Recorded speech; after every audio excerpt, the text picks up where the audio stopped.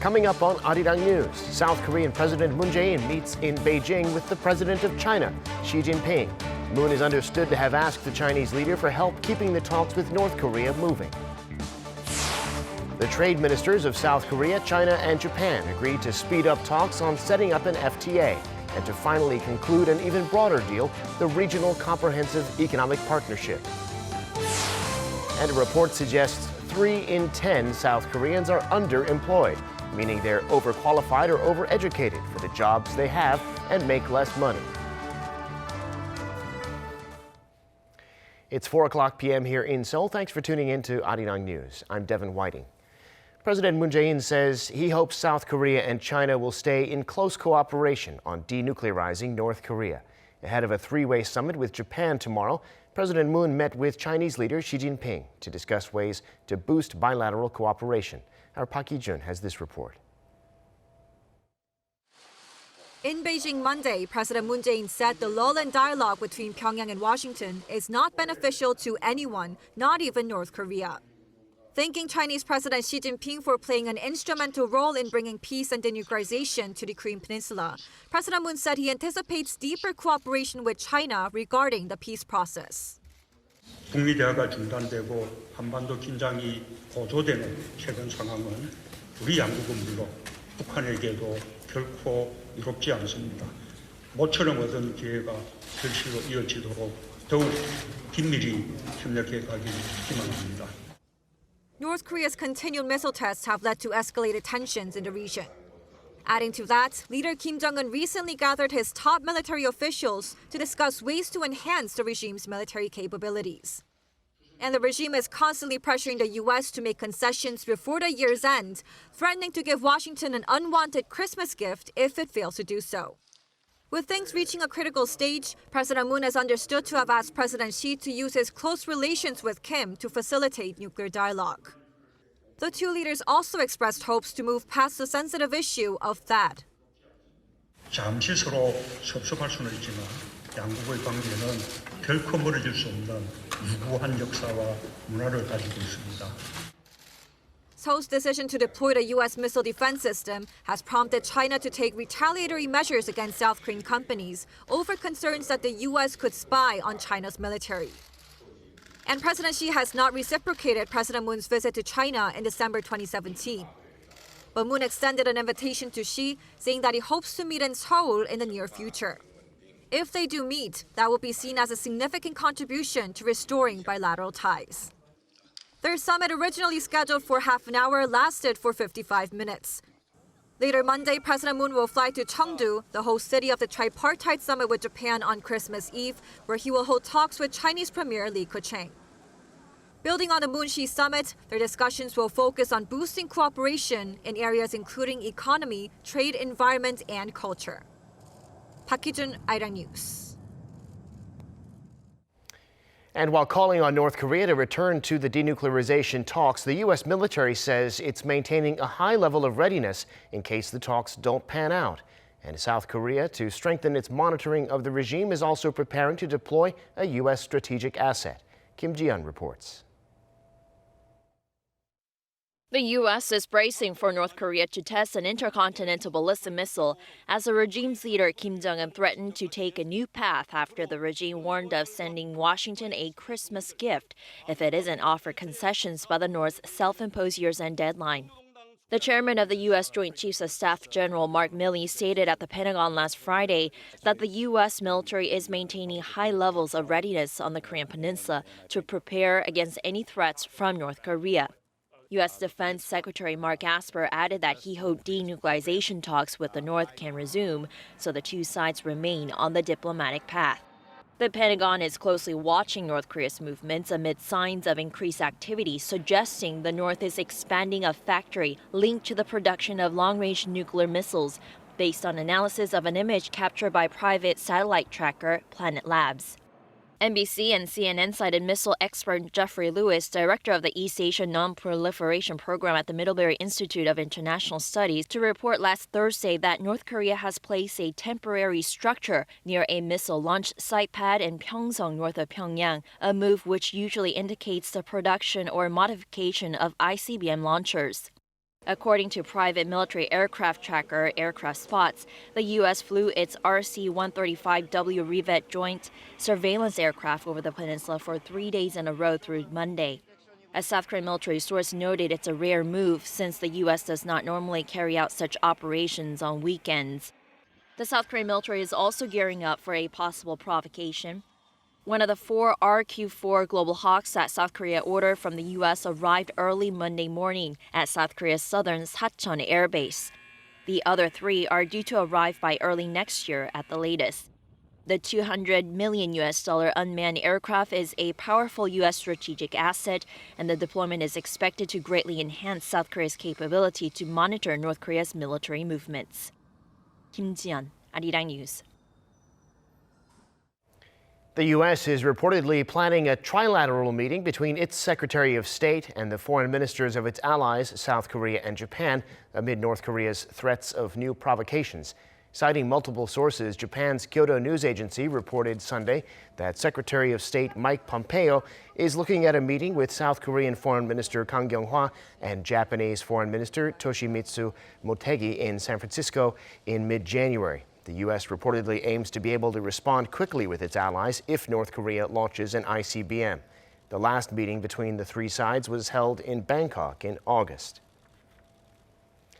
In baseball, South Korean pitcher Ryu Hyun-jin has reportedly agreed to a 4-year, $80 million contract with the Toronto Blue Jays. That's according to multiple reports, but the Blue Jays have not yet made an official announcement.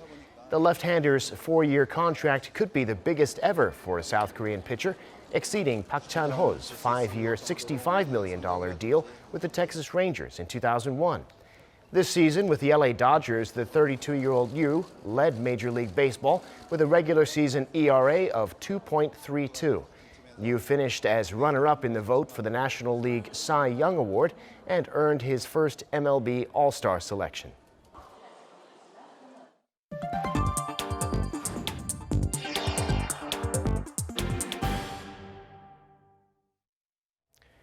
Top trade officials from Seoul, Beijing, and Tokyo agreed on Sunday to speed up their talks on a 3-way free trade agreement and to ramp up efforts on a mega Asia-Pacific trade deal.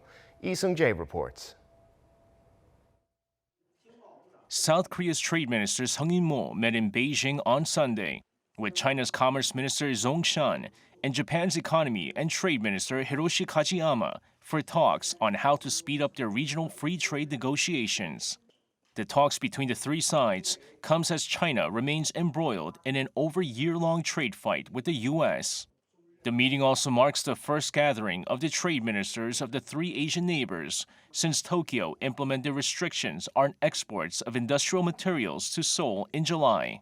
During the meeting, the 3 sides agreed to accelerate their talks to conclude a comprehensive high-level FTA next year to promote deeper economic ties. They also agreed to successfully conclude the Mega Asia-Pacific Trade Pact, also known as the Regional Comprehensive Economic Partnership. RCEP, which is the biggest trade deal ever signed by South Korea, is expected to help Asia's 4th largest economy diversify its export portfolio amid growing protectionism around the globe. Minister Sung also held a bilateral meeting with his Chinese counterpart, where the 2 sides agreed to expand cooperation in the service and investment sectors, as China is South Korea's largest trading partner. Sung also met with his Japanese counterpart for about 10 minutes, with the 2 sides apparently discussing ways to resolve their trade spat. The meeting came ahead of the South Korea-China-Japan Leaders Summit, slated for this week in the southwestern Chinese city of Chengdu, where President Moon Jae-in will hold one-on-one talks with Japanese Prime Minister Shinzo Abe. Watchers hope the 2 sides can make significant progress towards settling their dispute over trade and historical issues. Lee Seung-jae, Arirang News. Time now for an in-depth look at the market news on this Monday, and for that I'm joined on the line by Dr. Yang Jun-seok, professor of economics at the Catholic University of Korea. Dr. Yang, thank you for coming on today. Happy to be here. So President Moon is in China for the 3-way summit with Japan. The big question's whether he and the Chinese leadership can find ways to ease tensions between them. Also, Prime Minister Abe, what will become of Japan's trade restrictions? The 3 countries are also looking to set up an FTA. What do you think we can expect to come out of this summit? Okay, well, as far as the FTA goes, it's actually a story of 4 FTAs. Korea-China FTA, which Korea belongs to, the RCEP, which has Korea, China, and Japan as 3 of the 15 members, and then the CPTPP, which used to be U.S.-led TPP before U.S. dropped out. Japan belongs to that one, and the one that they're currently negotiating, the Korea-China-Japan FTA. The problem is the Korea-China FTA, well, it's not a very deep FTA. What I mean by that is, while it does have a lot of liberalization measures in goods, it does not really have that many liberalization measures in services, investment, and things that Korea want to pursue strategically, like government procurement. RCEP, similar story, because you have China as well as the ASEAN countries.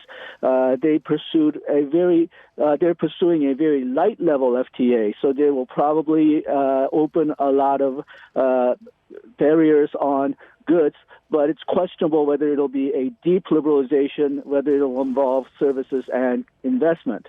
Now, the TPP is a fairly deep FTA. It does open up a lot of investment, services, as well as goods, but only Japan belongs in it. And by a lot of reports, Japan only agreed to open up the market somewhat reluctantly. Both Korea and Japan really don't want to open up their agricultural market. They only open it when there's very little other choice, when they want to pursue FTAs or market opening measures in other areas. And then we come to Korea, China, Japan FTA. So you have the 3 countries who really don't want to pursue a deep liberalization, especially in the area of agriculture. So that's part of the reason why the negotiations have been so slow. But if there's a wild card in this, it's how these 3 countries feel about the Trump administration of the United States. Because the Trump administration has, in a way, played all 3 of these countries, has made trading life for these 3 countries very difficult. They may want to pressure the United States, and one way to do that would be to sign the Korea-Japan FTA.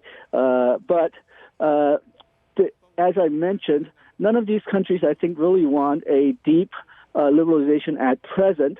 So accelerating the negotiation, if not completely completing the negotiation, but pursuing a deeper organization, I think is one way to put pressure on President Trump. Now, as far as the Japanese export restrictions are concerned, I think China will be a calming player on Korea and Japan, but China really doesn't have that much love for Korea either, I'm afraid, because we remember the THAAD retaliation, and the Chinese experts are saying that China is still not over the THAAD retaliation completely. So I think we have 3 countries who want to cooperate strategically, but does not always get along. So I think we'll see a lot of cooperation, a lot of agreements to try to do something, but whether we'll get anything really really signed, I'm a bit questionable on that. Yeah, certainly a lot of moving parts there. Now, the rally in equities, meanwhile, continues with positive economic indicators from the U.S. and confirmation of the Phase 1 trade deal with China. What's the story today in the global financial markets? Okay, well, the U.S. market hasn't started yet, but they ended last week very well. But I think all the major global regions of the stock markets are operating somewhat differently. The U.S. is doing very well because their threat of recession is falling, and President Trump has signed the first level trade agreement with China, even though I think that will be only temporary in terms of providing market stability. In Korea, it was up last week, but down today. But I'm told that it's mostly because of technical matters dealing with dividends. And then Europe and UK, they've been going up and down because basically Brexit. while the Brexit will be bad for the European economy and the British economy, at least now they seem to have gotten rid of the uncertainty about whether UK will go or not. So that's providing a lot of ups and downs. And then Asia, I think it's a similar story. China is going up and down. They're up from the news of the first stage agreement between U.S. and China, but they're down because, well, China has a lot of other problems than the trade war that I think we usually ignore. And then Hong Kong, well, they're down because their politics are very unstable right now. So I think everybody's moving to their own story for the last week and probably this week as well. Got it. Well, looking ahead, the finance ministry in Korea is releasing numbers, I believe, on public sector debt this week. That should give us a better picture of the government's expansionary fiscal policy. That and what else should we be watching this week? Okay, well, comment that I have, I'm fairly confident that it'll show that it's still not at dangerous levels, but it's rising faster than virtually any other country. This is, in a sense, a no-brainer because Korea has been accelerating, increasing its government spending a lot, but because of the domestic economy slowdown, tax receipts have gone a lot compared to last year. So I think we will see a large growth and fast growth in government debt, but still not at what other countries would call dangerous levels. Some other statistics which are coming up, which would be of interest, is that Bank of Korea has a financial stability report coming in. I'm fairly sure that it will find it stable, but there's a lot of uncertainties going around, and it'll be interesting to see what Bank of Korea considers the most uncertain factors. And then also, Bank of Korea on Friday will report December consumer sentiments, which is very important. We need to have a higher consumption if you want to turn the economy around. And then they will also announce 2020 monetary policy direction and also the regional economy report, so that'll give us a wider picture of how Korea is doing and what BOK wants to do next year.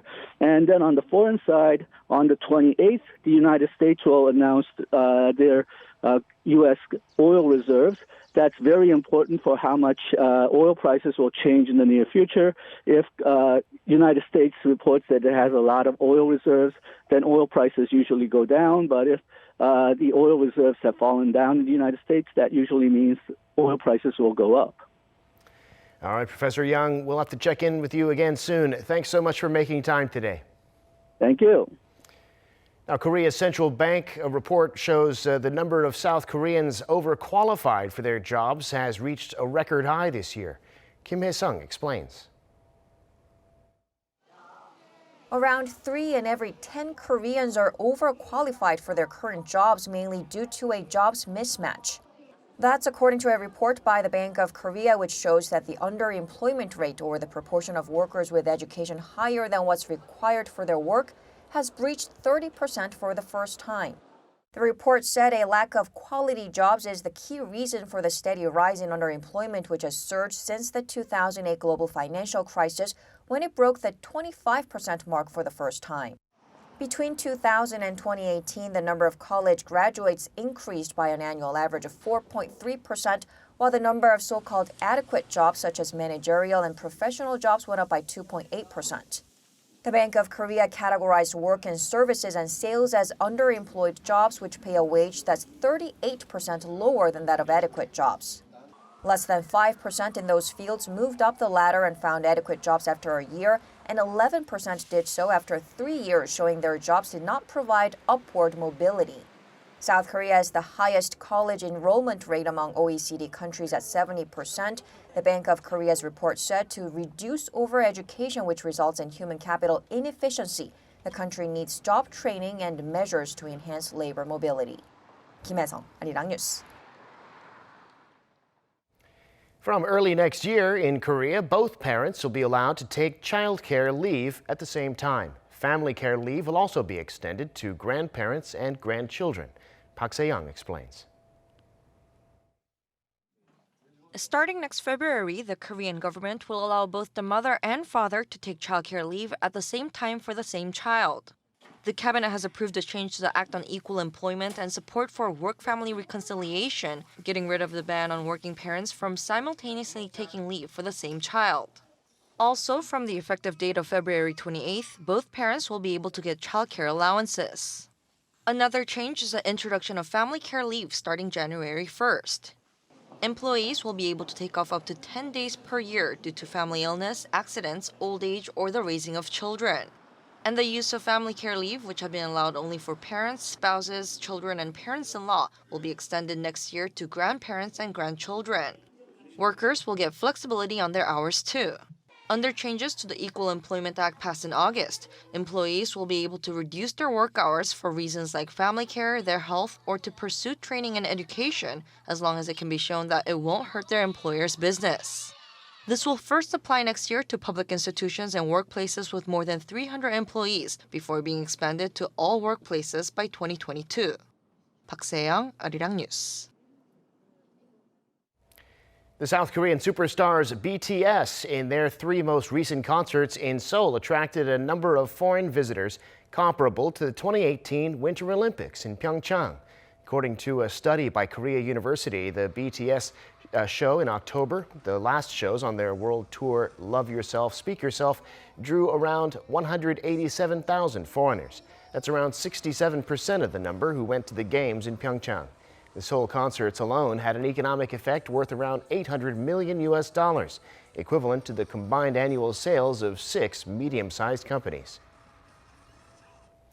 This year, South Korea has admitted a record high number of Chinese travelers from economically advanced parts of China, such as Shanghai and Guangdong province. According to the South Korean consulate in Shanghai, more than 406,000 people had applied for a travel permit as of last Tuesday. The figure is up 11% on year and will have risen even more by the end of the year. The total number of Chinese nationals visiting South Korea this year amounted to roughly 4.4 million as of the third quarter, up 27% on year. Experts attribute the rise to China easing its retaliatory measures against South Korea over its deployment of the U.S. anti-missile system THAAD, as well as Chinese people traveling more on their own instead of on group tours. The South Korean capital is putting on all kinds of events for the holidays, and one of those is on a scenic walking path downtown. It's the Seoullo 7017 Christmas Festival. Seoullo is an elevated road near Seoul Station that used to be for cars but now is for pedestrians. There are exhibitions, street performances, and hands-on activities like making ornaments for your Christmas tree. More information about the festival can be found on Seoullo 7017's official website. For all the Lego fans out there, the city of Seoul is hosting the largest Lego art convention in Korea, BRICKOREA Convention 2019, with hundreds of Lego masterpieces on display. Our Ji-young takes us there. 2 medieval armies are about to do battle over a huge fortress. There's also a replica of the UNESCO World Heritage Site Bulguksa Temple from the Korean Silla Kingdom made from 61,200 Lego blocks. Nearby, a cat is lying down and sleeping soundly on a radiator. This piece is especially notable, created by Won-hee Kim, one of the 2 professional Lego artists in South Korea who has been officially approved by the Lego Group. These are no ordinary Lego builds, but the 2019 BRICKOREA Convention is an event for all ages. Artists from around the country have used the plastic blocks to build characters, robots, jets, ships, trains, buildings, and even cities. It's great that I can display my thoughts in the form of Lego art. Because this year marks the 100th anniversary of Korea's March 1st independence movement against Japanese colonial rule, there are pieces commemorating that historic event as well. Artists also made a Lego version of the so-called Comfort Women statue, which represents the Korean women who were forcibly taken by the Japanese military during the World War II to serve as sex slaves. Lego artists in South Korea are highly skilled but do not have many platforms through which to show their work. Our company is very proud that we can support Lego artists and will continue to support their work in the future. The convention runs until January 5th with more than 320 Lego works on display. Ji-young, Arirang News.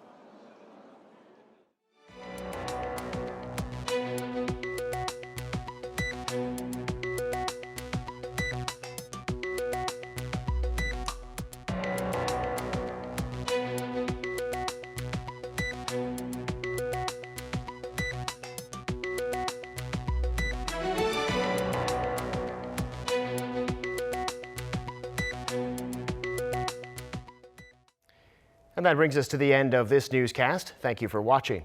More live news coming your way at 7 p.m. Korea time.